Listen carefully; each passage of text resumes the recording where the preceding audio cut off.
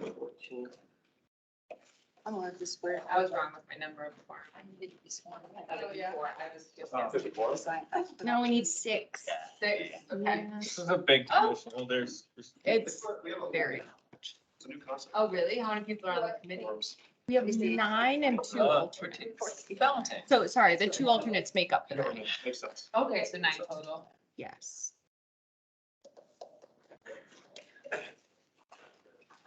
Actually, when I started this job, I had to ask you. Alright. Yeah. Yeah. Well, then you have supervisory committee in there too, like ask another. Hi, great. Yeah, sure. We got Tim. Oh, sorry. Hey, how's it going? Tim, good to see you, man. I think we got quorum. So let's kick this off. 6:30. Let me see. It's been, I missed last month, so forgive me. It's been about 2 months since I've been with you guys. We'll kick it off because there are some names that I need to put to faces tonight. So let's do roll call. And I will start. Let's go clockwise. It looks like Tim's the only one online. My name is Logan Dunning, chair, present. Mel England, staff liaison present. Joe Anderson, council liaison. Jamie Sefalco, Deputy Director of Engineering at South Platte Renew. Christine Brinker, present. Brian Schreiber, process engineer, South Platte Renew, present. Shannon Hardy, engineer over at South Platte Renew. Tiana Duncan, I'm an alternate, I guess. Present. Matthew Schultz, present. Kathleen Bailey, alternate. Michael Chisholm, vice chair. And online. Tim Dodd is present. Thanks for being here, guys. We have a quorum. Let's see. So call to order. We are called to order. Guests, thank you, South Platte Renew, for being here. Super excited to hear from you guys. Y'all are doing some fantastic work we hear over there. Let's jump into approval of minutes. Let's see. Can I do that since I wasn't here last month? Approval of minutes. Any conversation from last month? Any takeaways? Any burning topics that are front of mind for those who were present? Sorry for missing it. None? Okay. Well, I would entertain a motion to approve the January 2023 minutes. So moved. Moved. Second. I'll second. Matthew, second. Great. You're good. Yep. And since you both make, as alternate members, make quorum, I believe you're full voting members at this time. So Tiana, you would be marked as absent since you weren't there, but That was it. Yeah. Lucky. Okay. Yeah. Okay. Minutes were approved. Do we get A's and nays and all that? All in favor of approving the January minutes, please say aye. Aye. Hi. Any nays? Nay, none. Minutes approved. So let's jump into the agenda.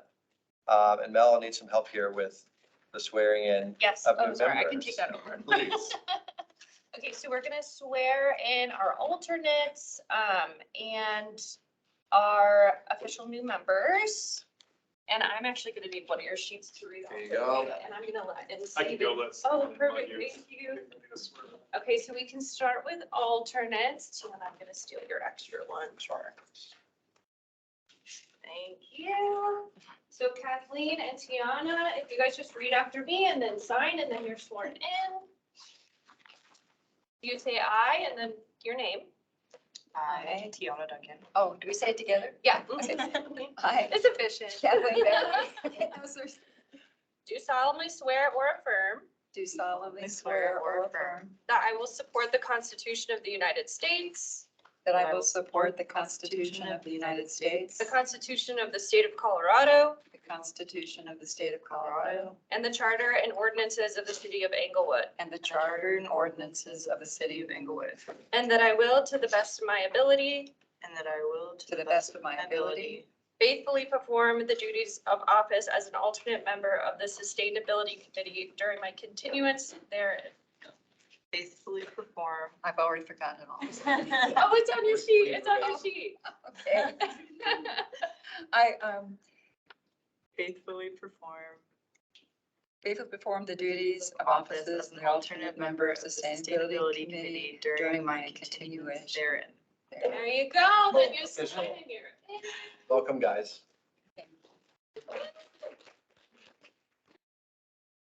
Thanks for giving your time. We're excited to have you. Okay, and then Logan, Mike, and Matthew, you say I, my name.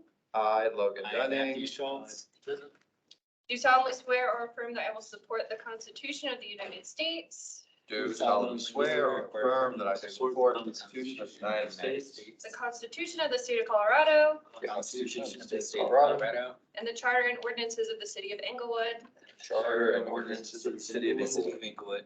and that I will, to the best of my ability, And that I will, to the best of my ability, faithfully perform the duties of the office as a member of the Sustainability Committee during my continuance therein. faithfully perform the duties of office as a member of the Sustainability Committee during my continuance there. therein. Awesome. are, Commissioner. Congrats, Matthew. I was like, Non-official. Yay. all right, that was my part. Thanks. Due to our agenda, I'm going to move that we have elections of vice chair and chair at the end of the agenda this evening. There are some members that we're hoping will trickle in later during the meeting this evening, and I would like them to be present. So if there's no objection to that, we can jump right into South Platte. No objection? Great. Guys, thanks for joining us. The floor is yours. Whoever wants to kick it off, go for it. See this 42 seconds ago. Hey. Your screen Love it. thing. Oh, do I need to share my Can you screen? be our guinea pig? Can you see it on your end or do they have to share their screen still? I think you still have to share your screen. No problem. Is that a 10 question? Very high tech. Sometimes high tech to a detriment though. Actually, not this room. The community room stumps me every time.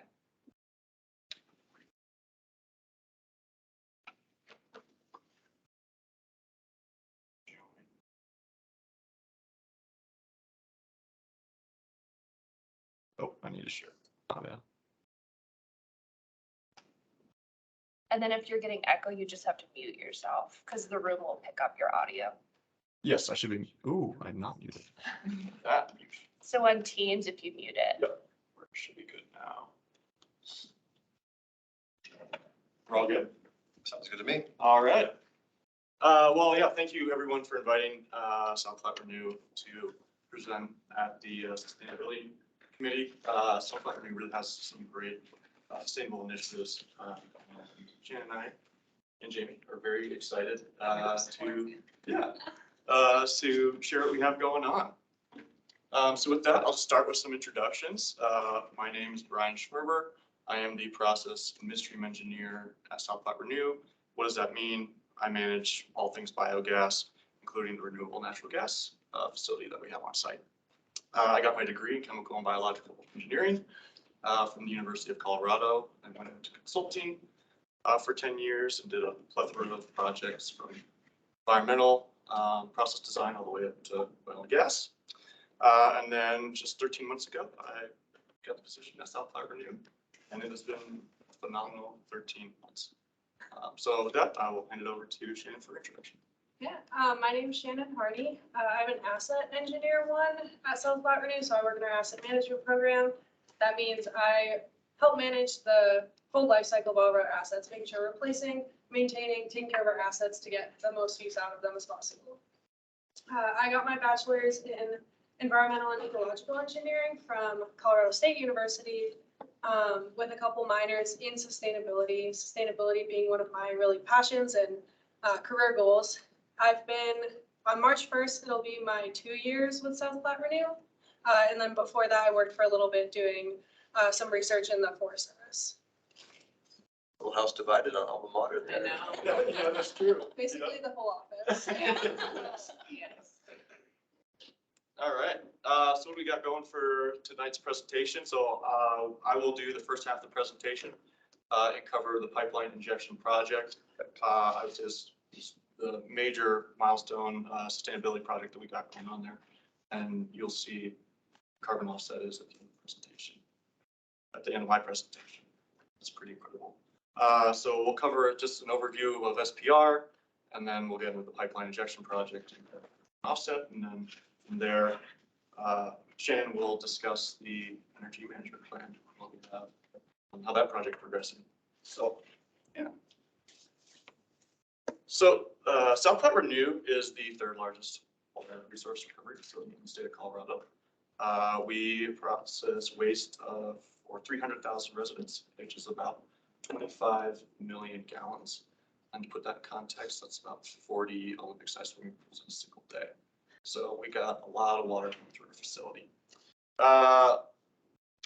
One thing I Googled sustainability, right? And EPA defines sustainability, and sorry, I have to read this, the ability to create and maintain the conditions under which humans and nature can exist in productive harmony to support present and future generations. And when you look at it, South Platte Renew really is that interface between humans and nature. We take the waste of civilization and we transform it into clean water that we replenish South Platte River, downstream watersheds, and provide, drinking water for downstream of the river. So hence our vision is to renew water for Colorado's future. Just kind of envelops that sustainability definition. Not only do we treat the wastewater, but as a byproduct of that treatment process, we create biosolids. That biosolid is a very nutrient-rich carbon source, and we ship that out or truck that out to farms for land application. So we reuse that waste for fertilization for crops in farmland. And as a byproduct of that biosolids process, we create biogas. Traditionally, biogas is actually flared. Most water resource recovery facilities flare this because it's the cheapest way to handle biogas. But as of October 2019, South Platte Renew became the very first wastewater treatment facility in the state of Colorado to take that biogas, convert it into renewable natural gas, and inject it into Excel's pipeline. So we're really proud of that. And Should be. yeah, thank you. On the next two slides, we'll go over what that process looks like. Brian, where do you send y'all solids? Are there farms that have to buy into that program, or what does that look like? Yes, so go ahead. Yeah, so we own farms that's near Byers, Nice. Colorado. Yeah. So we lease them out to farmers. It's mostly for like wheat and corn, but they kind of change up the crops that they put on there. I actually went to the farms for the first time a couple weeks ago, and it is a crazy operation, just Oh, I how believe it. fast these farms are. But it's cool that, yeah, again, it's something that's like a fertilizer. So it's all dry farming. So there's no irrigation, so it's even more sustainable. Do you have concerns or processes for heavy metals? So we test for heavy metals. So right now we test, I think every time I think it's a monthly thing. And so heavy metals aren't really a concern for us for biosolids, but as regulations and things happen, it's something we monitor very closely. Yep. So. And how much biosolids do you truck out there on a daily, weekly? So depending on the week, oh man, we do at least 7 truckloads, those big semi trucks a week. So they're dewatering or taking these solids like almost every single day. Yeah. So it's quite the production. Any other questions? I'm sorry to be Oh, really. you're- No, please stop for questions, Yeah, yeah. please.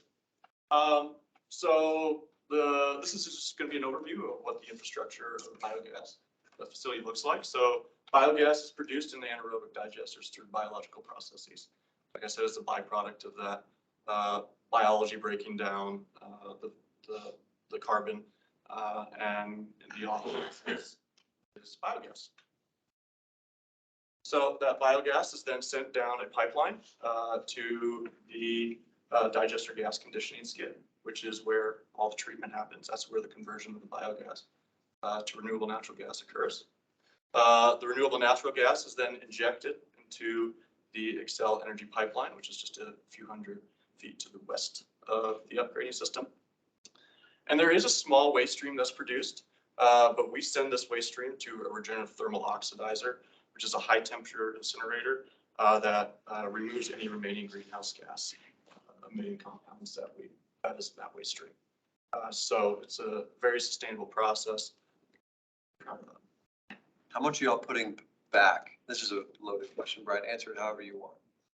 How much natural gas are y'all putting back into Excel? Is it? Go ahead.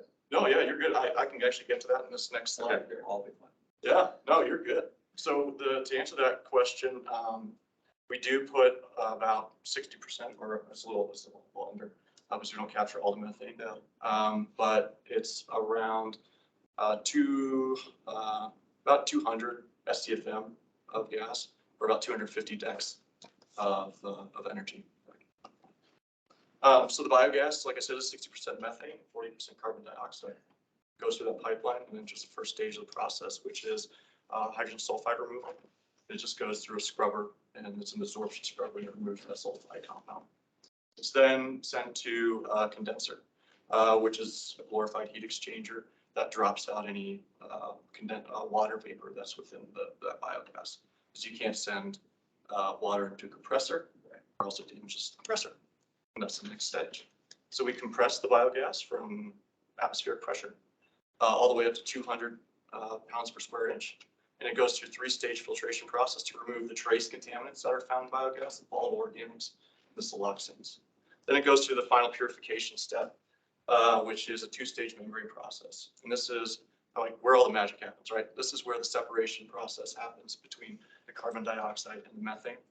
The carbon dioxide permeates through that membrane and goes through the regenerative thermal oxidizer. And then this methane gas just keeps passing through. And we will upgrade from 60% methane all the way up to 98% methane. Fantastic. It's pretty crazy that like it's all these processes and it's literally in like a skid that could fit in this room. Like it's all very condensed. Probably smaller. Yeah. no. Right in there. I think I've seen it. I took a tour with a business group a couple months ago, and it's just like a little building, right? I mean, it's like maybe the size of the inside of our Yeah. tables here. It's fascinating. It's a lot Like of a submarine, kind of like tucked in. Little package system. Yeah, yeah. So in that process from 60% methane and 30% carbon dioxide, where does that carbon dioxide go to? to the regenerative thermal oxidizer. Yep, and then submit it there. You said y'all were the first. Are you still the only? Or are there other plants doing this now? For pipeline injection, I think So City of Boulder has one, Yeah. but it's much smaller than ours. Metro, which is the biggest wastewater, they're planning on it, but haven't done it yet. Same with Colorado Springs, they're the second largest, but again, so I'd say Boulder's probably the most comparable. City of Longmont and City of Grand Junction have them, but they do, they make it into fuel to fuel their vehicles. So they have like their recycling vehicles are powered off of it.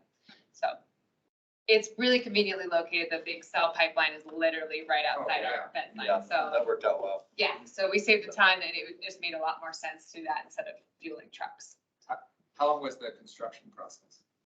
It was long. So it was about 2 years with all startup and commissioning. So it's a pretty complex system and making sure it all worked right. So the startup of it alone was probably like 4 months. Trying to get everything. And Excel was signed up as a customer, you had all the green lights to go there. The negotiation process with Excel was pretty extensive, yes. And so Yeah, making really sure, good. so it's just that tiny little box in there, but they had this, I'm gonna butcher it, it's a chromatograph.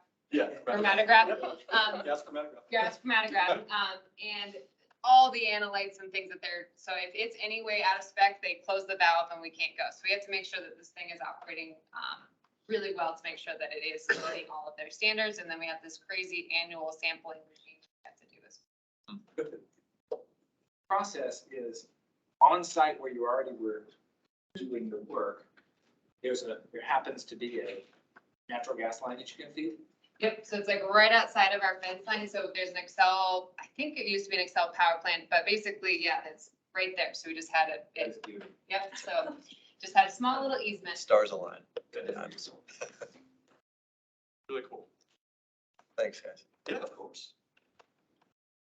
All right. So since we have been in production, we have produced 220 million cubic feet of renewable natural gas. That's a lot of energy. and to put this in a sustainable aspect. So in 1 day of production, we offset 13 metric tons of carbon dioxide. In a single year, we offset 3,600 metric tons of carbon dioxide. And over the project life, we've offset 11,800 metric tons of CO2. It's really, really neat. And we like to put it in car miles, so that's a great way to look at it. That's equivalent to a car driving 29 million miles, which is, I did a little math, it's 3/4 of the way to Venus. So it's really far. Those are the tidbits we need. That's Yeah. takeaways. Yeah. It's, we were really, really proud of that statistic right there. That's fun. And in just a single day, we offset the carbon emissions of that same car driving around the world 1.5 times.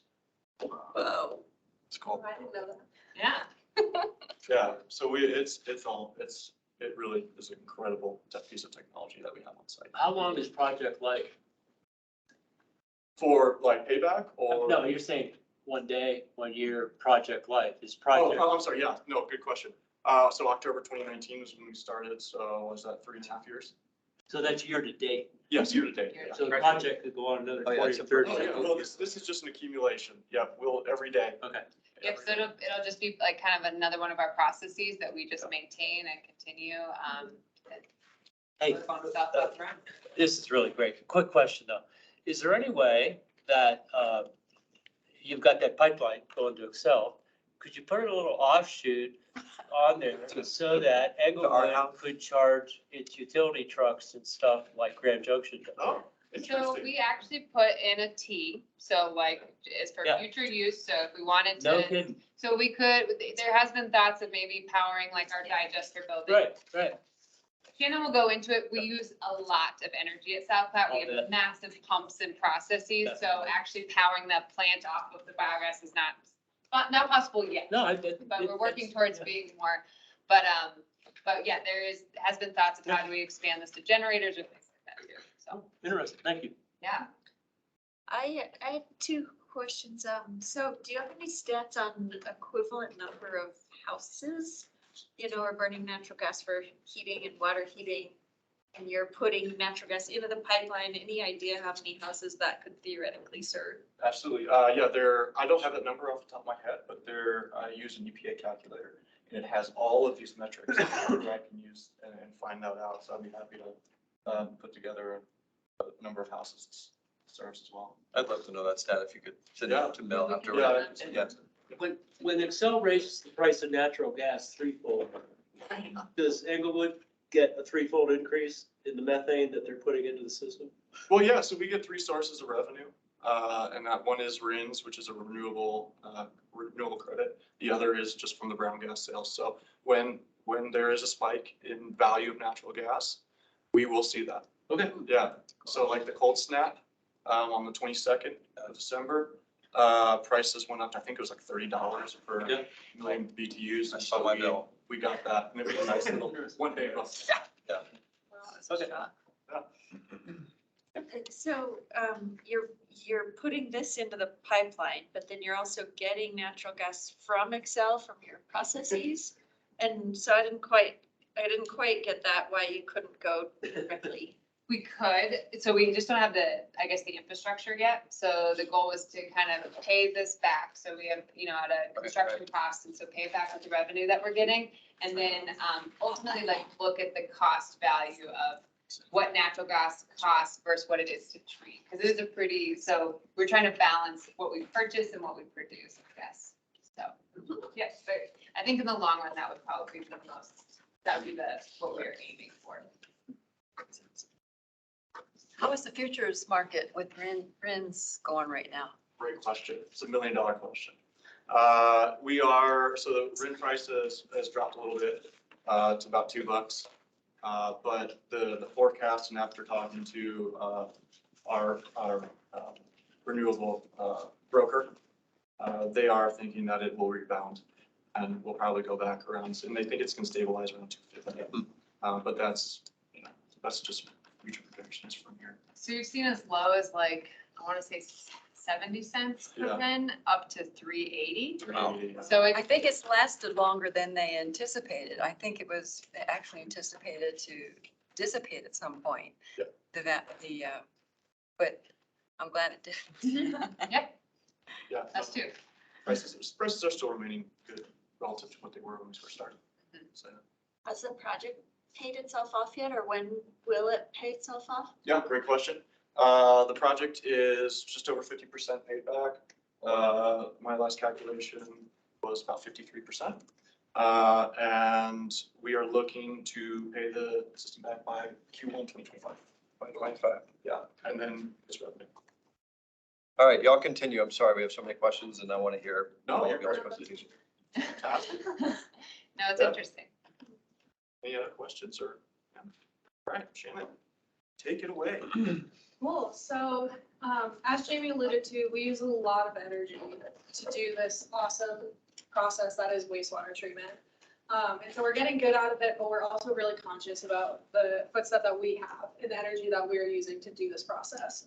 And so there have been efforts to manage energy, track it, do some of these projects like the biogas skid in the past, but they weren't quite organized, they weren't tracked, and they weren't really centralized to one group of SPR staff, and really communicated out that we were doing these awesome things. So for the last 9 months or so, we've been working on what we're calling the Energy Management Master Plan to really streamline those efforts, pull in all the studies, all the projects, all the past initiatives that we've done, and then create a path forward to really be strategic about how much energy we're using.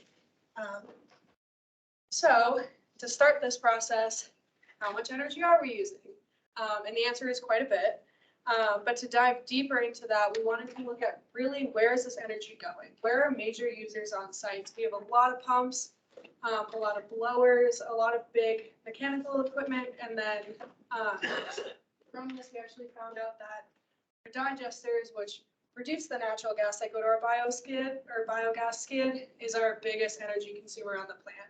So we have solids in our 5 digesters that are heated to 98 degrees for at least 22 days.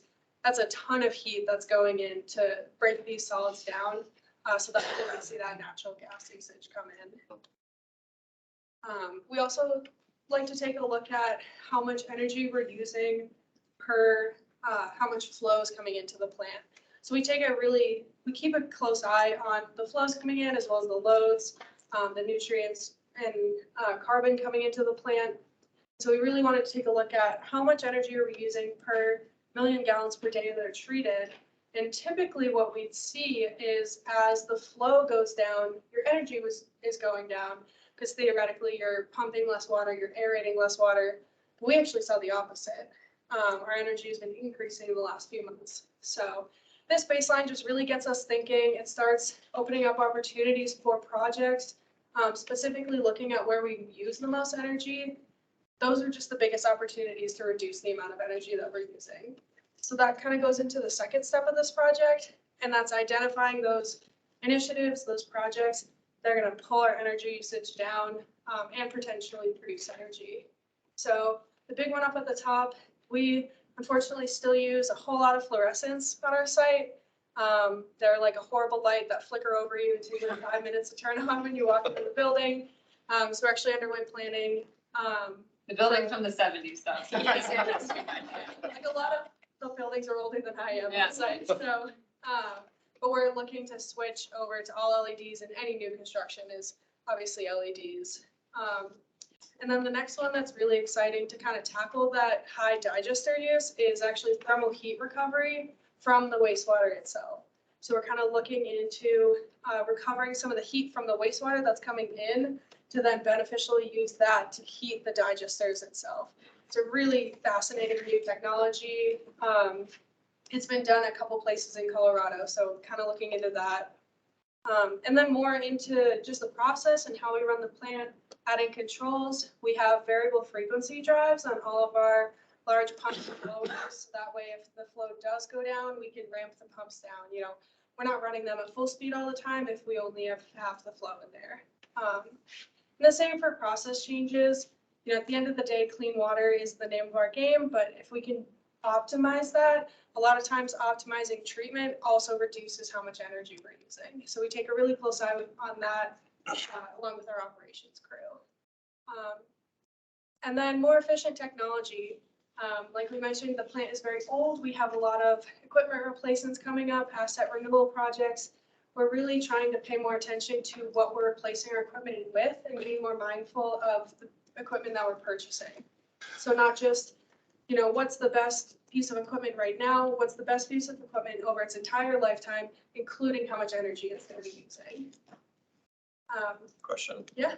How frequently are you all doing energy audits on yourselves to get these numbers? That's a good question. As of right now, this one, This one, which was done when? this year. This year. The baseline was completed probably in October. Yeah, that's right. So that's something as we get into the program that we'll continue to check ourselves on. It must not, I'm sure you've already considered, it's not cost effective to use the natural gas you're producing with the biogas to help with the natural gas that you use in the digesters. Not at this point in time. We get more revenue by selling it than we do, so it's. Yeah, I figured it'd Yeah. be not cost effective because you would have done that. So if you're getting more revenue than what you would be saving by Yeah. buying it from them, that's exactly the right thing to do. Yeah, so I think our goal right now is to optimally run the skid, to pay it back, and then look more for those, how can we use it more on site, afterwards. Fabulous. Those projects would be, yeah. How do y'all fund your infrastructure replacement? So we use an enterprise fund, so it's rates and fees of the customers. There's also connector district fees because we are owned by City of Englewood and Right. City of Littleton and the 19 connector districts. Yeah, so our capital plan, we do it on a 5, 10, 20 projection, and that basically creates the rates and fees from there. So I think it's a really exciting time to be part of wastewater because there's a lot of new regulations happening right now. So it's the planning effort and trying to figure out how we can pay for these upgrades. Have you guys heard of PFAS? Yes. So PFAS is a big concern for us because that's going to be very expensive to treat. Also, temperature is a big one that we need to maintain. So that long-term capital planning and how we fund things is something the director, Peter and Rice, first thing he got here was how do we make sure that we aren't, giving our customers a 25% rate increase. That's not what we want, but we're gradually being proactive in that. One of the neat things about, especially a large wastewater treatment plant, and it took me a while to figure out why that is so positive. It's been talking about for years, but with drought conditions, the water you are producing by customer use being reintroduced to the river is going to be more and more critical. And I think that's also beautiful. Yeah, I'm pretty excited to see what they do with water reuse. So it's actually taking the water, like what we do and maybe not putting it directly into South Platte or using it for other purposes and stuff. So I think the new regulations actually just went in for Colorado to do reuse, not just for irrigation, but to look into like potentially using it for drinking water and things like that. So one of the pilots that we're actually going to have in June is a direct potable reuse. So it'll take what we send into the South Platte and treat it to drinking water standards. So then we'll pilot and see what that's like. So yeah, but it's gonna be big. It's a big deal. Cool. Another cool one that we look at that's not quite a project, but it's more like manipulating when we're using energy is maintaining like our high energy using processes outside of the demand period. So 2 to 7, we have a pretty intense demand charge, especially when we peak in that period. So any like back flushes, cleanings, like larger energy intensive processes that we can keep outside of the period to lower that demand on the grid, we absolutely look into that. And then finally, which I think is super exciting, is looking into more renewables. You know, we're already doing biogas. We have a great opportunity on some new buildings, potentially for solar that we're going to look into, and potentially some opportunity for wind actually out at our farm out east. Fantastic. Yeah. Mhm. So kind of along with these really exciting projects that we get to do is really the culture around energy. We want to make sure our staff, leadership, everyone knows that we are an organization that not only uses a lot of energy, but we're conscious about how we use it and how we maintain it. So that goes into a lot of this energy management master plan is the actual program. Developing an energy policy and energy goals so that we have something to work towards. Making sure our communication with leadership is up to date so that they give us buy-in, they're supporting what we're doing, and it's kind of a two-way street there. And then forming our actual energy team. So, you know, it's not just me and Brian doing all this, but a group of dedicated and really passionate, because there are a lot of passionate SPR staff members that want to be involved in these energy projects. And then next is really integrating energy efficiency, energy consideration into everything we do.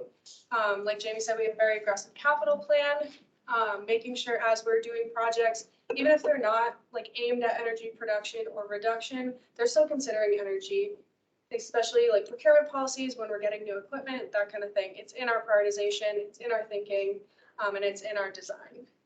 Same with contract documents, making sure we have standardized language in there, that when we do projects, we are considering energy as a factor, just as we consider regulations, you know, infrastructure, asset condition, that kind of thing. And then finally is the exciting part, we actually get to implement all these projects. A couple of them that I mentioned earlier. And then from this project, we've also identified some further assessments. One really exciting one is our energy resilience, and our ability to, you know, bounce back if we ever needed to produce our own energy. Can I ask a quick question? Mhm.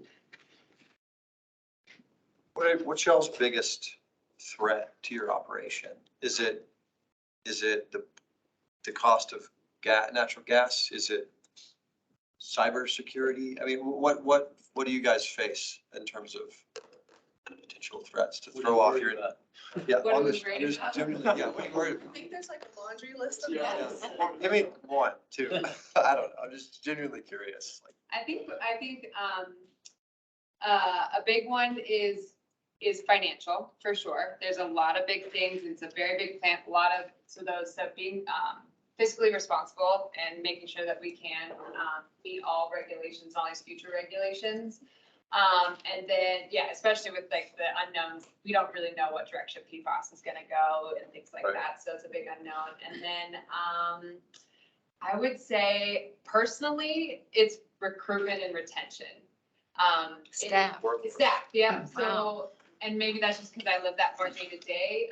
But if we don't have the people to run the facility or to look at the energy and stuff, we can't progress. And so it's a very competitive market out right now. And so we, you know, making sure that we can retain and attract great talent to make sure that we can, because it's just getting more technologically advanced and sophisticated. So it's just a different type of wastewater. So those I would say are my top two. what's your staff size right now? We have 82. Two. Thank you.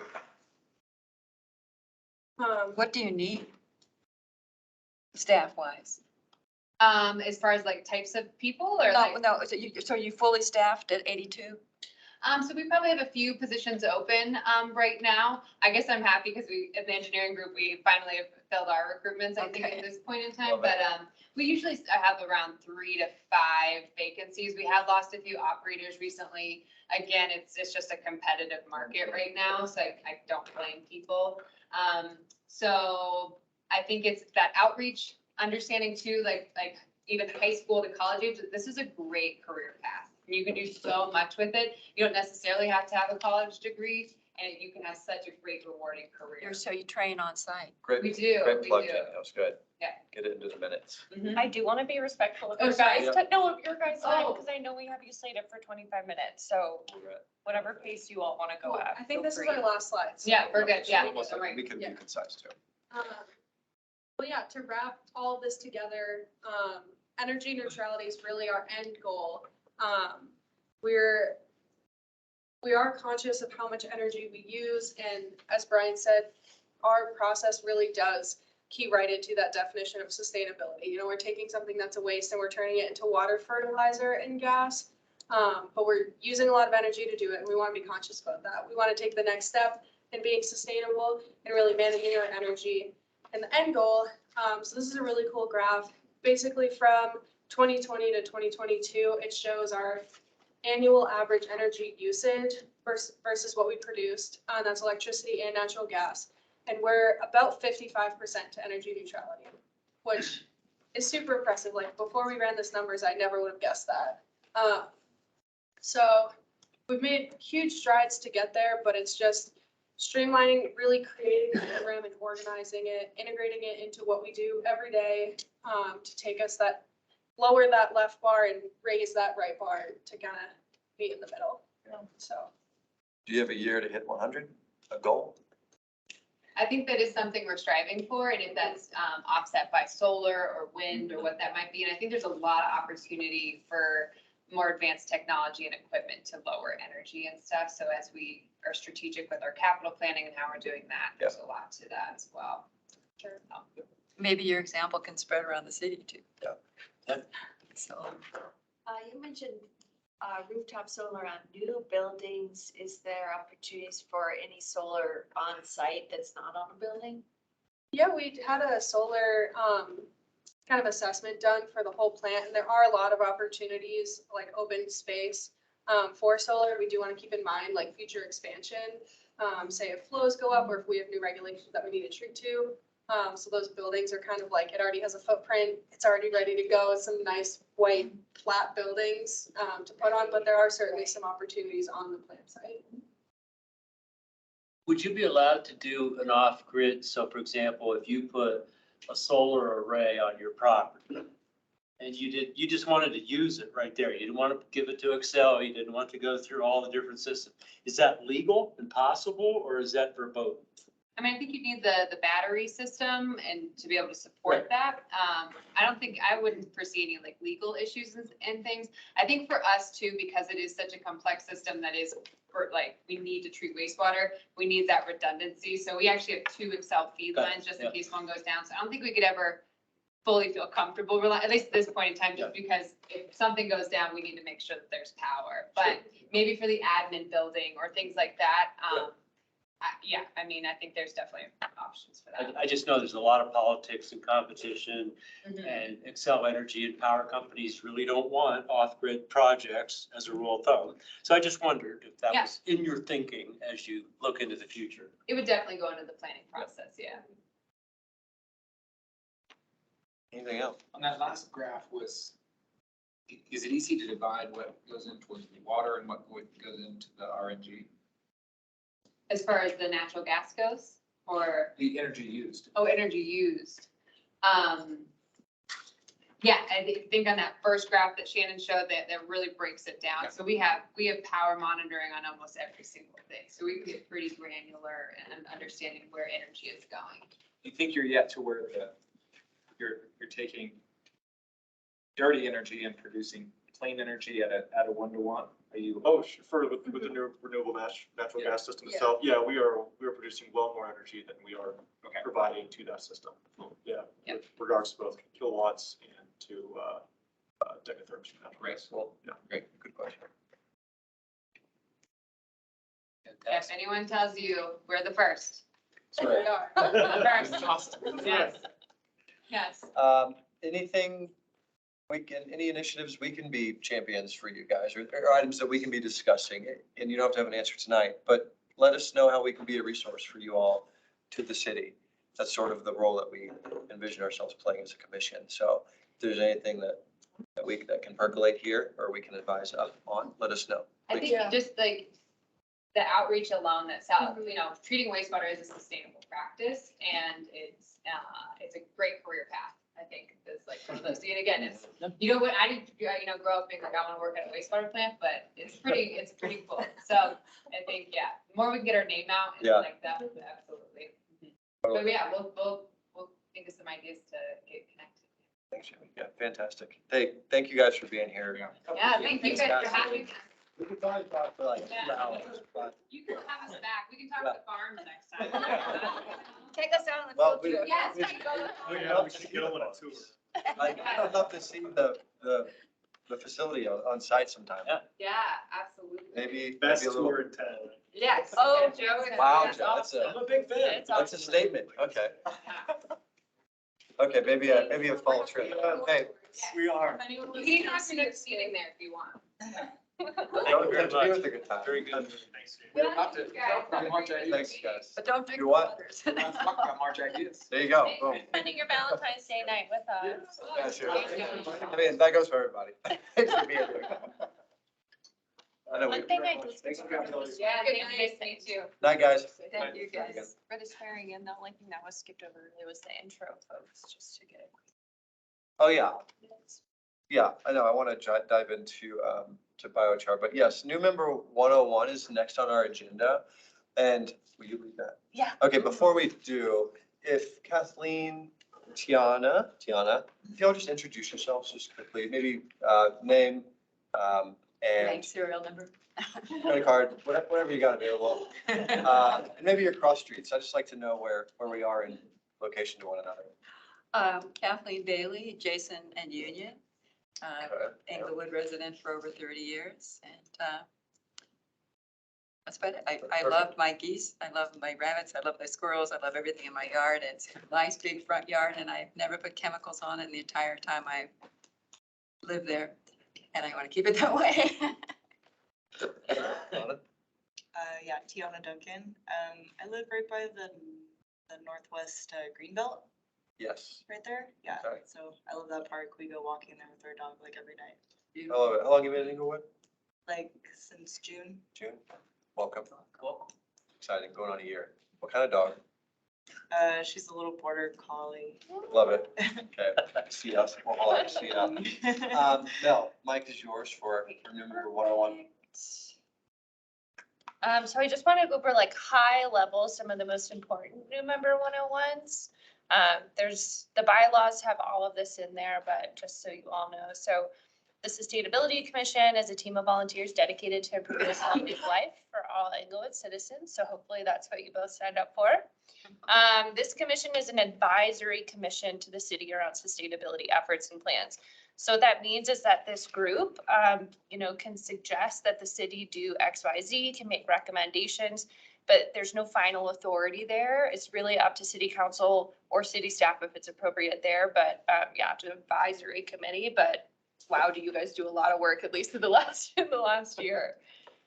So alternates, they cannot vote unless they are needed to make a quorum. So since we have Steven here, I believe I'm gonna have to do the math after this to see kind of where we are for that one. Yeah. And then, so as a member, you cannot work for the city in any capacity. Even if you put in a proposal for the city, you immediately have to resign just because of, what's that term called? Yes, conflict of interest. Thank you. Because of conflict of interest. No more than 2 members can meet outside of an official meeting to discuss can meet outside of a meeting period and discussing topics related to the commission with 2 or more sustainability commission members is prohibited. We want everything discussed by the commission to be open and public. So yeah, that's a big no-no. And then any members can always go to city council and speak. But you have to speak as your own individual behalf. You can't speak on behalf of the Sustainability Commission. But by all means, share your own personal opinions and ideas. And then any communications that you have, they do have to go through me. So don't be emailing your pals, other members on the side. Obviously with chair, it's one-on-one. That's different. But any communication, just play it safe, have it go through me, and you'll be all safe and set. So I did not group text all of you before the meeting. Hopefully it wasn't all Just together. kidding. But any questions, comments, concerns about that? And I'm always happy to answer anything. If you have a question after the meeting or anything, happy to hop on a phone call or email. So no one here is a resource. And now I will hand it over to Mike. Okay, Mike, it's 7:20. all Kick us right, off. thank you. And I'll try to be structured. I'd like to, as I get towards the end, maybe open it up for discussion, question, answer, et cetera. So hopefully you got these handouts because I think it's a good summary of what's going on. I won't read all of it to you, but with a little background on what in the world's Mike talking about. He and Rick went up to the plant up in Berthoud to see how it's done. Just two, not three. Just two. Only you and Rick. Just Yep, two. Yep. And all we talked about was biochar. So anyways, just to get the ball rolling, biochar is a charcoal-like material made by burning organic material, controlled process called pyrolysis. It can be used to sequester carbon, decrease groundwater pollution, enrich soil, reduce irrigation needs, reduce the need for fertilizers, and it's a carbon negative agricultural process. It's one of the few processes that you can actually take more carbon. You don't use as much carbon as the carbon that you sequester or you put into use. All the other technology processes, whether sucking air in and pulling carbon out of it, are incredibly energy dependent, tons of electricity. So this is an ancient process. It was done in the Amazon 7,000 years ago. It was done in Egypt 6,000 years ago. In the most simplistic terms, and I'm more of a biologist than I am a chemist, so I'll try to keep it at the 30,000 foot level. If you had a fire pit in your backyard or a campfire, and you just let it burn out, you come out in the morning and you'll see ash and you'll see charcoal. Biochar is charcoal. What you see is garbage charcoal. You have different qualities in that charcoal. You have pieces of unburned wood. If there was paint or something on the wood, you might have paint scraps in there. So it's dirty. You also have what I would call crude charcoal because there's different grades of charcoal biochar. The biochar that Rick and I looked at is impressive in its 97% pure carbon, which is actually an international prize. So my backyard fire pit, my dirty charcoal, which will work like biochar, it might be 70% pure carbon with other stuff in it. And if I put it in my garden, it will do some good things for my soil. But what they found when they studied these ancient pits and the ones in the Amazon are fascinating because the Amazon does not have soil. You think of jungle, but the soil in the Amazon is about that thick. It's terrible. And the plant life basically is aerobic, or it takes stuff off the trees and the moss. They found pits that were over 2 meters deep, full of biochar and rich loamy soil, 7,000 years old. Somehow these Indian cultures figured out how to make high quality biochar and create garden plots. And the garden plots are still producing today. So the fertility and the outcome of what comes from these things is amazing. 4 major opportunity areas for biochar. Let's just talk for Gaia Mother Earth. It's a great way for carbon sequestration, and that's probably the biggest thing I hope we can accomplish in the short run. It's great for soil enrichment. It's also great for energy production. There's a synthetic gas that comes off the process, and that is basically methane.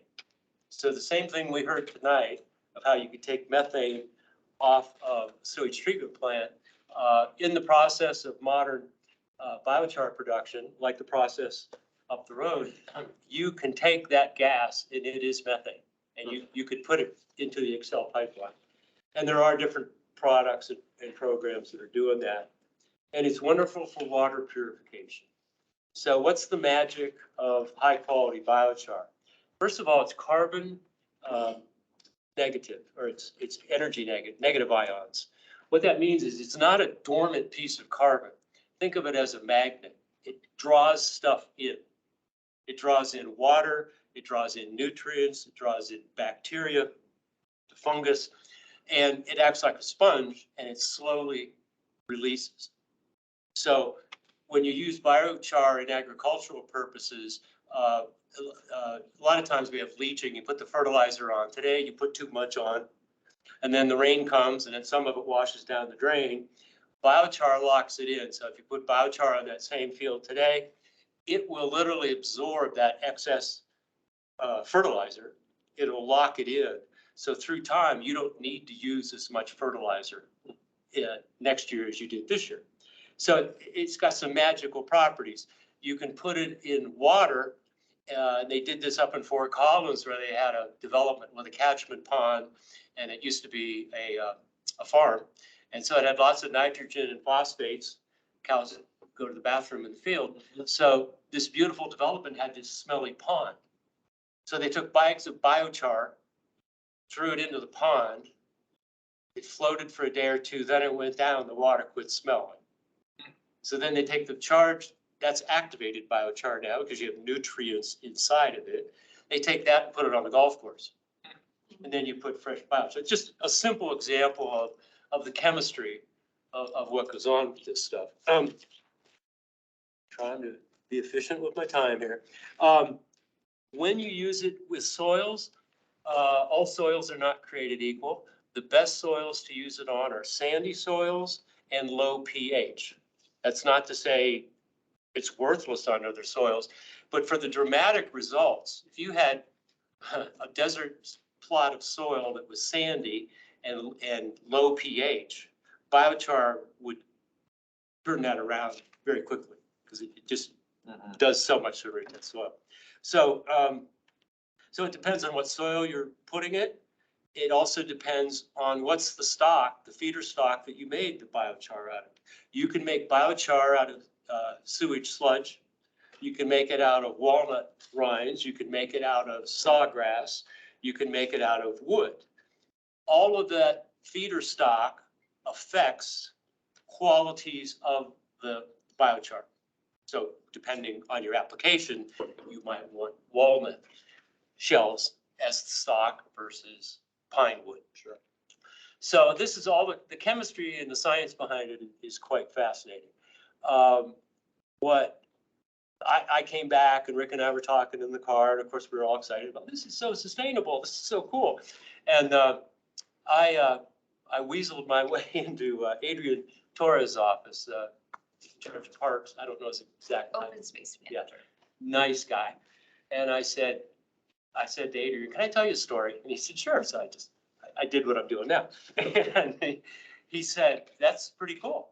And I said, with the city of Englewood, would you be at all interested in doing an experiment, a project? I said, I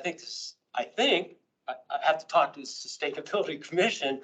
I think there'd be some energy to get behind it and do something, try something. And so he came up with this idea. He said, my words, not his. If you and some volunteers would volunteer to take care of these 2 gardens in front of the rec center, which traditionally we haven't had a lot of luck getting the kind of growth that we want, I'll spring for the biochar. Thanks. So I did my measurements and made some phone calls.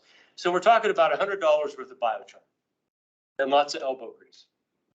And we're talking about, and I will do this by myself. We just have to clean it out. We got to plot it out, what kind of flowers and plants. And one side, we want to put biochar, and the other side, we want to do it the way we've always done it in Englewood. And the problem is, it's pretty good soil. So we may not see a darn thing. I mean, at the end of the year, but we did sequester some carbon. I mean, that's the one thing that we can honestly say, and the majority of the feeder stock is beetle kill. The Forest Service can no longer burn all that dead wood, EPA carbon. Think about it. That wood, if you leave it alone, it will turn into carbon dioxide. It will rot. It'll eventually go into the air as CO2. If you make a forest fire, it's going to happen faster. If you take that and you make biochar out of it, 50% of that carbon will go into the soil. The other 50% will go off. Unless you take that other 50% and make electricity out of it, which people are doing. But that's not what's happening today at this plant, but it could. I mean, all the pieces are there. So BioChar now is the company, and the owner or the CEO is a character. I really liked him. And he says, yeah, they tell us we should be making electricity and we should be doing all this other stuff. He says, we sell carbon. He said, we get dead trees from the forest we get dead wood from some of the cities along the Front Range. We turn it into carbon and we sell carbon. They sell carbon around the world and they sell franchises for cities like Englewood could make their own biochar. But the point of it is step one, my personal agenda is just to spread the word, educate awareness. Englewood and the people of Englewood, I think, ought to know more about biochar. If you go back to my handout, and then I'll be quiet, we can listen to other people's ideas. If we were to proceed, we've got Mike as volunteer number 1, but I envision a day sometime in the spring, maybe a photo opportunity. The Sustainability Commission and some volunteers are playing with biochar. And this is what they're trying to do. Adrian said we could put a sign on one side that says biochar experiment, City of Englewood Sustainability Commission. So I love it. Education, I think. The people who I've talked to have said, I want to hear more. This is interesting, and I could go on and on and on. But I said, I can teach a basic course. I could take something like this, question, answer. People could come. Maybe we could give them a bag of biochar to take home and put in their garden. But I do think spreading the word has value. I don't see any downside. If there is, it's pretty minimal. And I don't see $100 as breaking anybody's bank. And I, for one, would like some support from this group to say, go ahead and play with biochar. And the I'll be quiet. $100 that's coming from the Parks and Rec, Yes. just to be clear. Yeah, so Amen. it wouldn't be coming from anyone's pockets. Well, I was going to say Mel England has a credit card. Oh, no, I do not. What I'd love to do is go back to Adrian and say, can we make it 200? Yeah. But I won't push my luck. Wait, just take some questions. Yeah, Thanks. please. That was a fantastic presentation. Thanks for laying that out for us. And thanks for going to Bertha with Rick. It was cool. Heck of a We could trip. do it again. If people want to go, it's fascinating. We could go up. How many miles to Bertha? It's an hour. It's How much exhaust? 50 miles. How much carbon Mel dioxide got is a in new the air? EV, so we can just. Just load let up. it Mel will do Yeah. that. She's got an EV, so. But it is really interesting. And they have, their kilns are computer controlled with sensors. And the reason they can get 97% purity is the pyrolysis. You smoke it, if you look at a cigarette and you light it, at the front you see a flame and then you see a little glow. If you took that cigarette and took all the oxygen, put it under a cone, it would continue, there would be a chemical process called pyrolysis, which is 3 times more hot than the original flame that you did to light the cigarette. So if it worked at the end, let's say 10 hours, you pull off the cone, you would have tobacco biochar. That's overly simplified, but that's, and one of the quality issues on making biochar is if you're making it for soil enhancement, there's one recipe. If you're making it for energy production, there's another. But controlling the temperature at 600 degrees Celsius is the sweet spot. These kilns hit 600 degrees and stay there for 10 hours. And they have vacuums. If there's too much oxygen, it pulls the oxygen out of the kiln if they need a little bit. So it's a controlled smolder process. Same thing would happen at your campfire. But in their process, it's so controlled that they know this much wood equals this much biochar at this quality. And that's what's fascinating. They have a control panel and computers and sensors that go in there. This is high-tech stuff. So that's this biochar is EPA approved. It's certified for organic gardening. I mean, it's got all the quality certifications that are out there. I did a little bit of initial research and it seemed like a big pro was just simply the cost. It seems pretty cheap. Can you talk for just a second about that? Yeah, I'll pick on Englewood.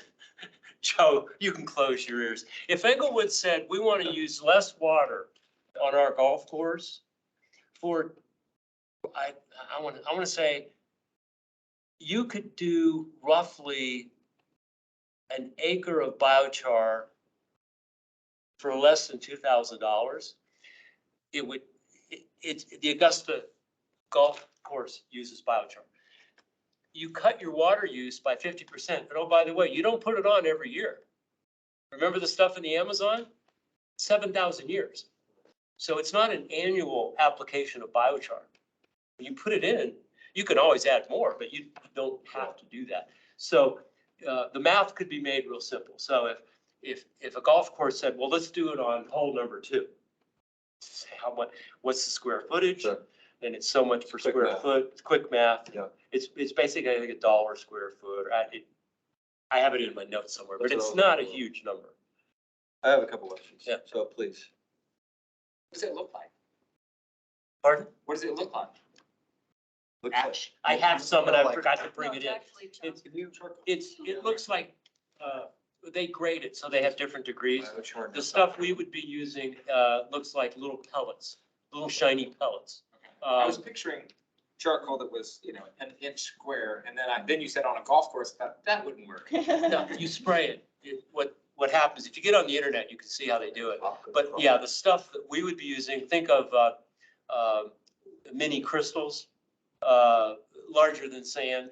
But, you could have a handful, and I had a sample, and I'm sorry I didn't bring it. That's all right. But you can get it at different sizes, so That's yeah. what it looks like. there you go, thank you. From your, 1-inch chips there down Yeah. to, looks like a pretty fine powder. Yeah, obviously, It's called the- dust. the powder is used, they give it to animals. You know how cows have methane? Yeah. They mix it in their feed. Got it. Is that crazy? So Mike, what do you want to do with this? Well, I What's- guess what's I your want pilot the good project housekeeping. You're pitching. The good housekeeping seal of approval from this group to say, carry on, keep working with parks, and they've already said we can have those flower beds. So we would own those flower beds. They've already said we'll buy the biochar. I will provide the compost and the additives from my own stash of garden materials, because that activates the biochar, which is another good thing to do. So it's pretty much elbow grease. And What's the project timeline? if, I would hope that we were putting biochar in the dirt sometimes in May. Yeah, I think Parks has a timeline. I can check with them. on Yeah, that. Whatever works Because for it's their them. volunteer program Uh, that he's referring to. I think as a volunteer gardener, I think we have to have the flowers in the ground sometime in April. So, another thing it's really good for, planting trees. So wherever you plant a tree, put a bunch of biochar in, because that will really help the survival rate for the tree. Is biochar the only vendor in the state? There's one in Pueblo. It doesn't have nearly the quality preoccupation. So there's different places, but this one's claim to fame is certification quality, and it's actually quite affordable. I think it's $1 a pound. Anything about this from the city's perspective? Sounds great. Love it. Well, you can all start throwing things at me. But seriously, I trust Michael. I just have this,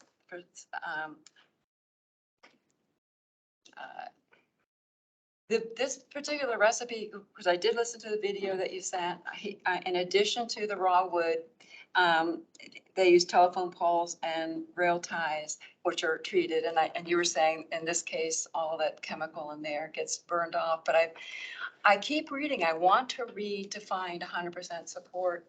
And there's still so much going on. I am so concerned. I love earth and I love soil, and I'm terrified about what I'm going to be putting into the ground. And I don't want, and I love this, the idea of the circular economics, where you're making something and you have a waste product, and then you're taking that waste product and making some other product. And I'm terrified that that's just going to be a greed thing, not with this group, but let's get rid of everything that's actually bad and it's waste, and let's put it someplace and sell it and package it as something good. So part of me is afraid of that. But your thing did say that it primarily is most effective in sandy soils. We have heavy clay throughout the entire Front Range.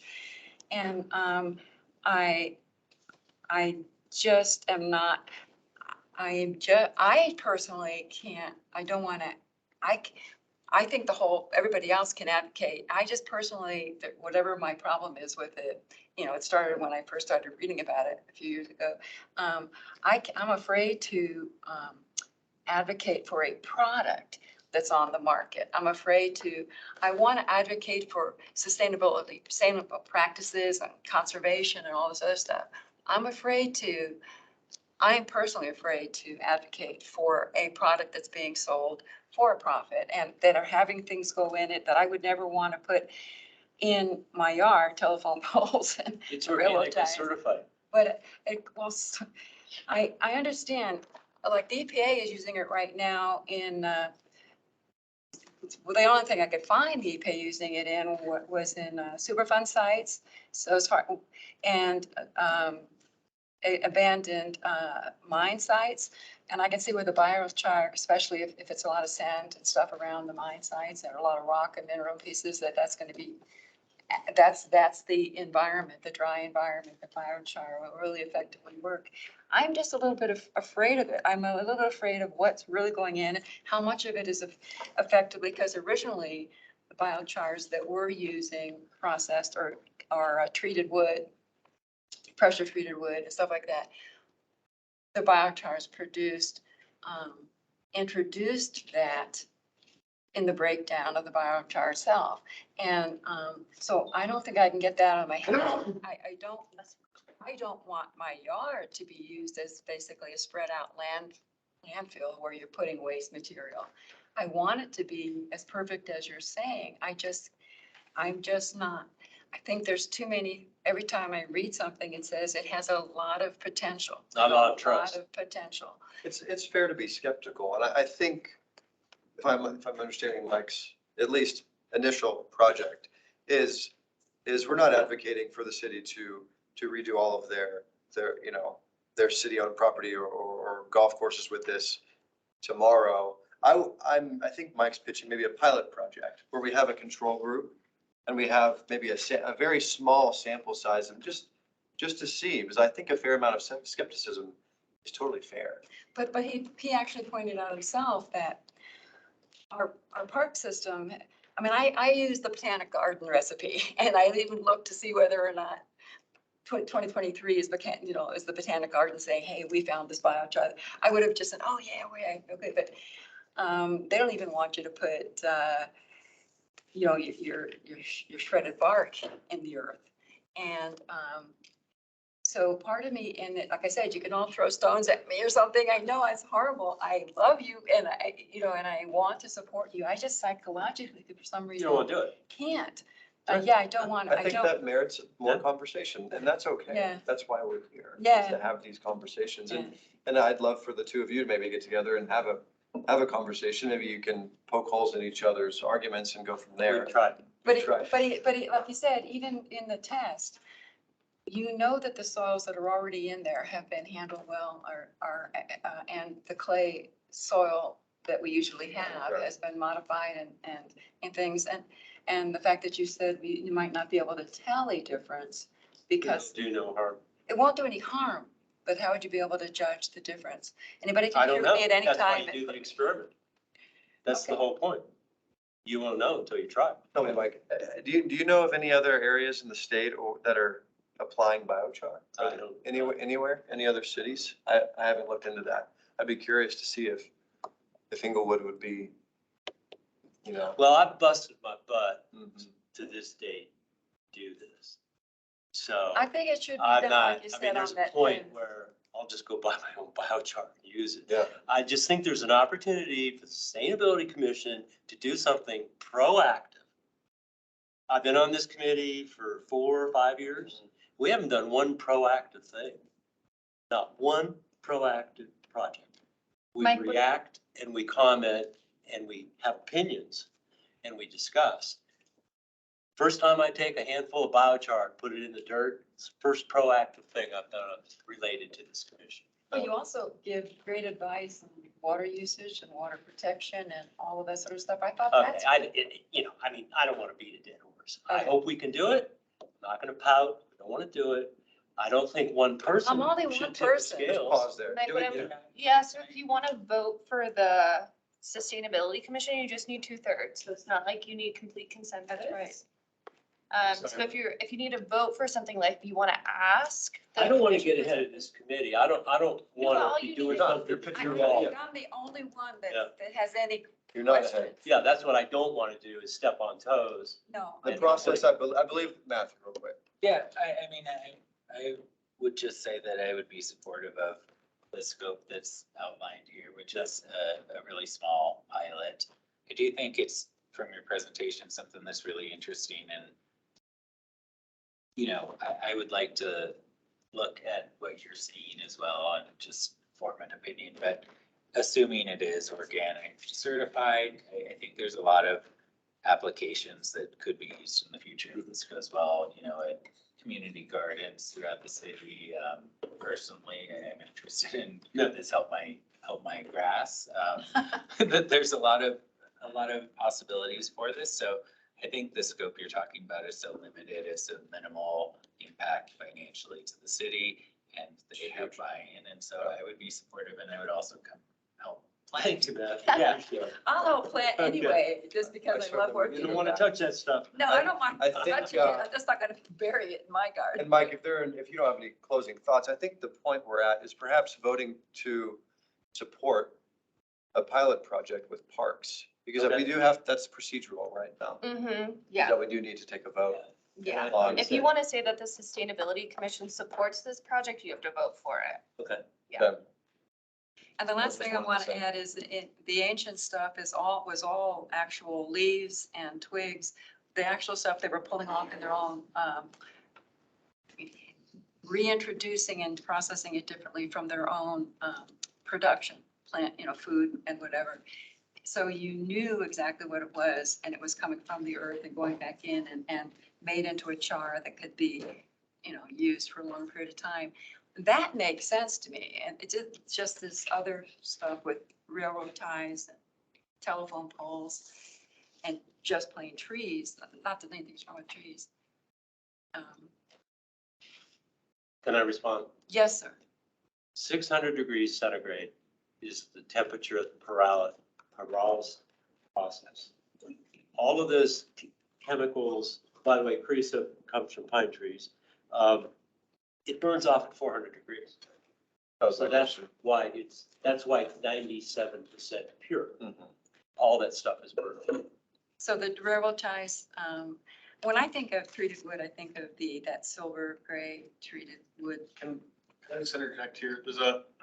We're typically Past trying to time. aim towards operating by Bob's Rules of Order.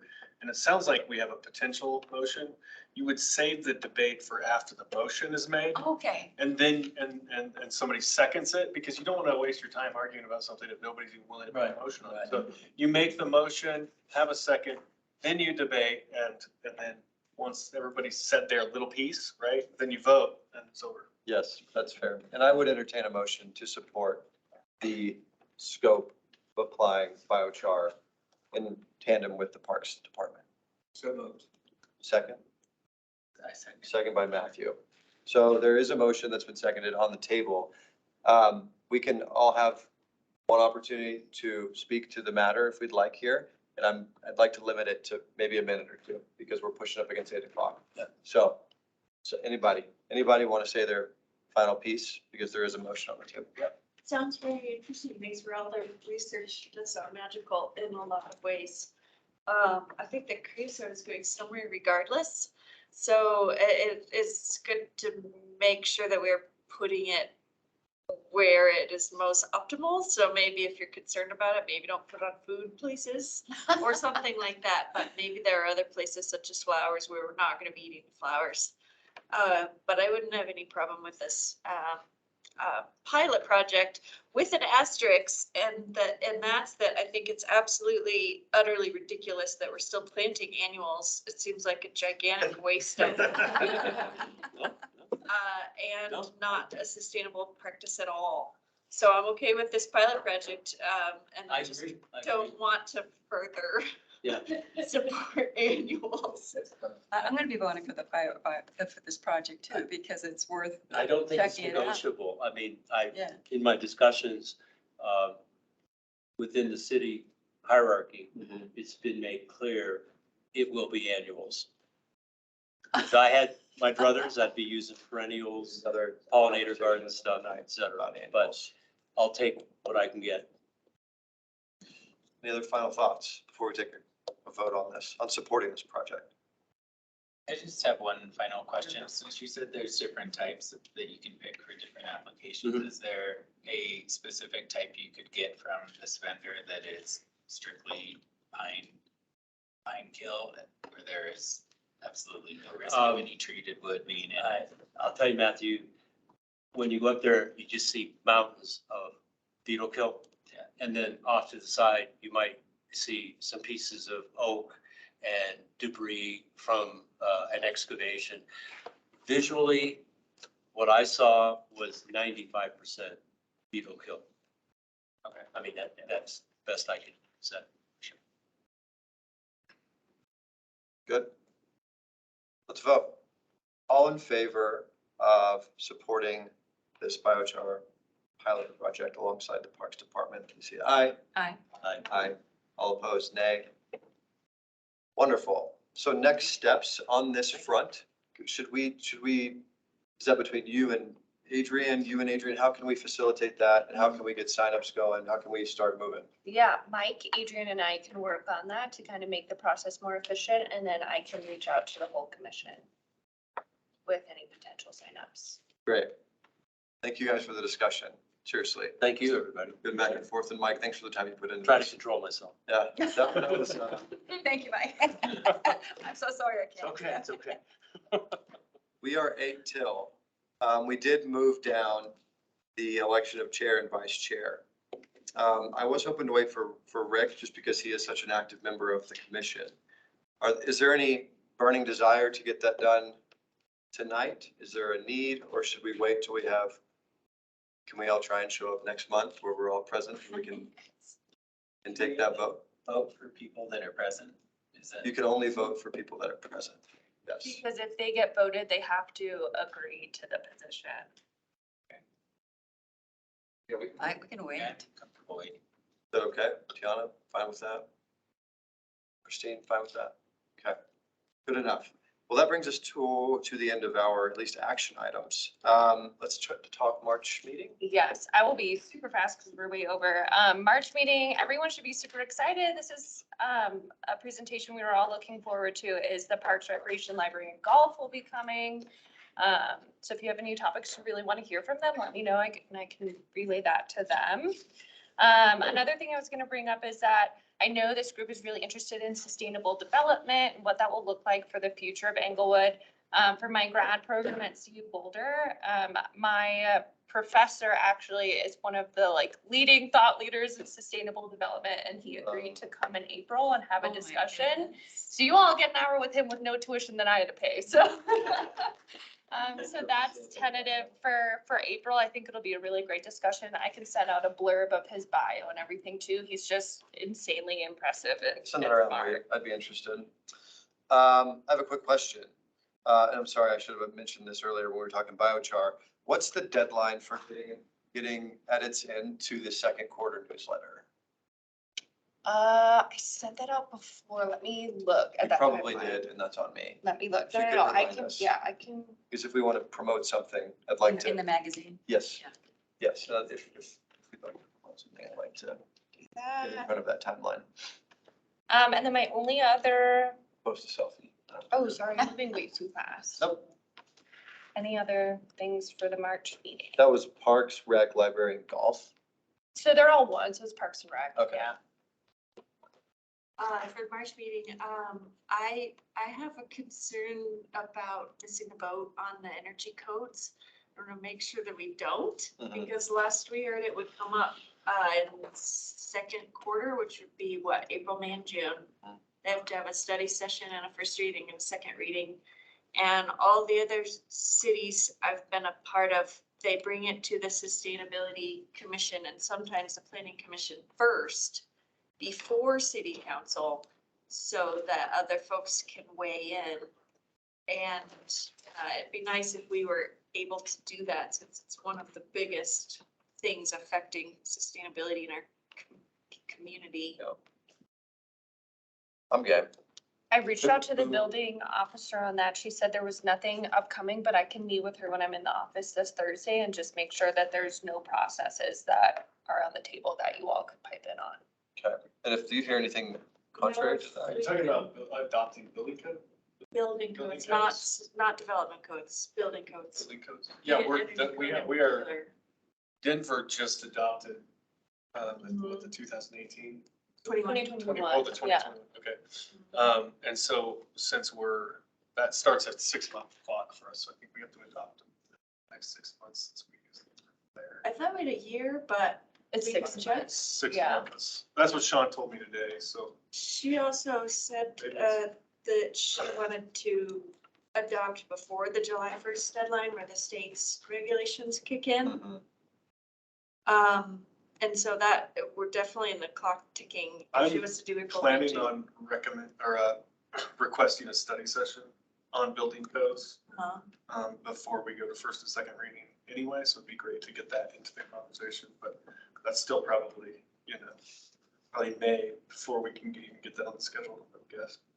So I guess I'm wondering if we could work more closely with a chief building official to see if we could review once she does have something before it goes to a study session.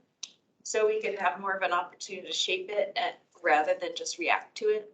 Just the building? And Joe, you said you would like that too, for them to review it before to study session, is that what you said? I think if the commission wants to have some input on it, should get it on the schedule before we go to a study session. and when was Talking that? the building Joe? codes? Huh? Title 16. Well, we haven't, I'm planning on this next council meeting, asking for consensus on council to do a study session on it before we adopt them. So it's not even, we'd have to get So consensus. if we did April, we should be okay. Probably, but it could be in April, so I don't know. I'll do another. If we need to bump that up to March, it's fine. Is that the Title 16? No, this is building, Okay. code. It's separate. Oh, separate, okay, This building code is not development code. gotcha. It would be health and safety of how you actually build each building, but it also includes the energy code, it includes energy efficiency. Okay. And then EV charging, solar. electric rating. Is it possible we could co-present at the study session with the buildings department, or at least carve out 5 minutes or something, That or? would be a question for our building officer and I can ask her and then see what she. Well, I would wait, to see what council wants, what kind of study session we want. Right. Oh, yeah. I'm interested in having an energy, the energy conversation be a part of that, but I'm more interested in adopting a set of amendments regarding, a lot of it affordability related stuff, because there's some kind of archaic stuff in the building code. I want to sort of amendments on that. So that's kind of two separate issues. I don't know if that would need 2 study sessions, but would like to make sure we don't dilute it too much with 2 different guys. If it is, if there's a separate study session on the energy code and additional green building code, that's great. I imagine they'd get adopted together since it's one of the Yeah. 2021. But if it's separate study sessions, fine. I guess just sort of make sure we have a role in shaping that rather than reacting Yeah. to it. And then, okay, last thought, I want to make sure that we're not just rushing to get it done by the July 1st deadline so that we don't have to meet the state's minimum. Because if we're trying to go below, weaker than every other community and what the state deems should be the minimum, that's pathetic. If we want to be a leader in sustainability at all, I don't think it should be a race to the bottom to say what is the absolute weakest we could possibly legally get away with. So I don't want that to be the case. Definitely, yes.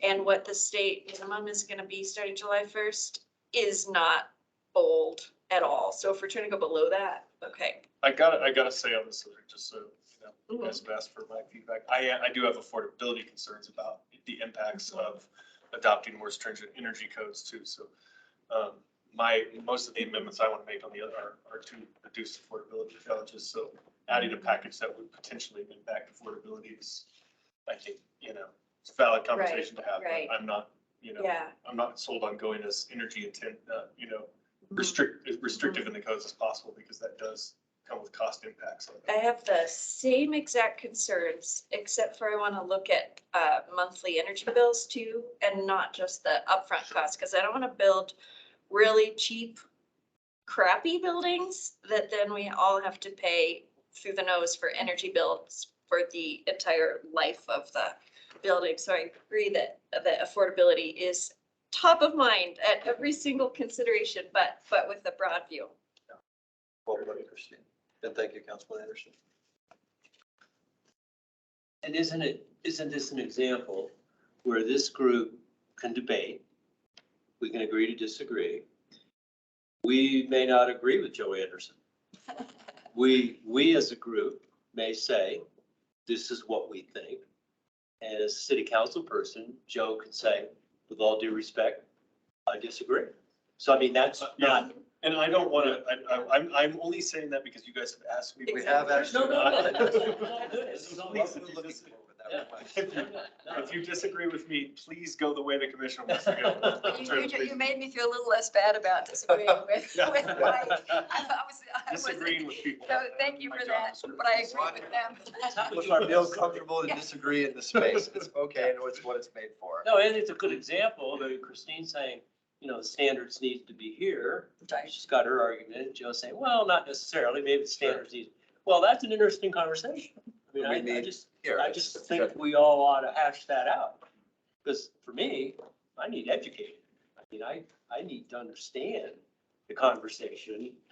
So have a conversation. I want to listen in. And Christine, if you would like to lead that conversation when it comes up as an agenda item, might lean on you for that.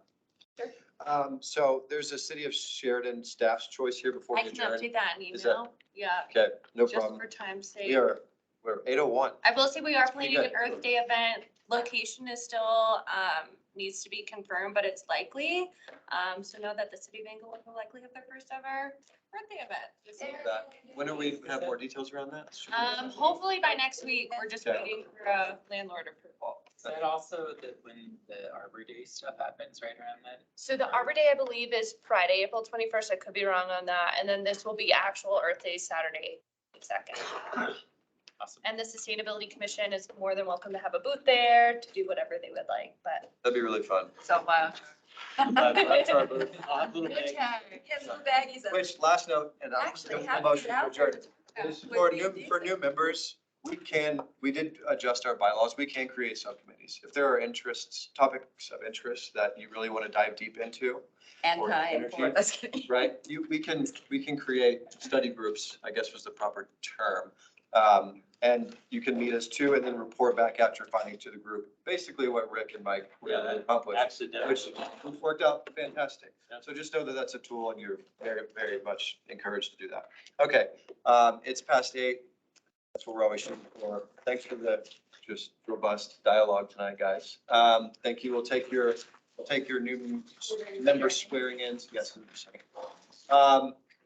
Okay, if no further comments, I do want to have a pause for public forum, which is an opportunity for the public to address the commission regarding items not on the agenda. Commissioners can ask questions for clarification, but there will not be any dialogue. Presentations will be limited to 3 minutes. Public comment? Well, we have no public. No public, so consider that public forum box checked, and I will entertain a motion to adjourn for the You night. don't got a motion, you can just adjourn. We're adjourned, okay? All that power. Our city clerk really got on me for that. They're like, stop having the motion. And I was like, okay.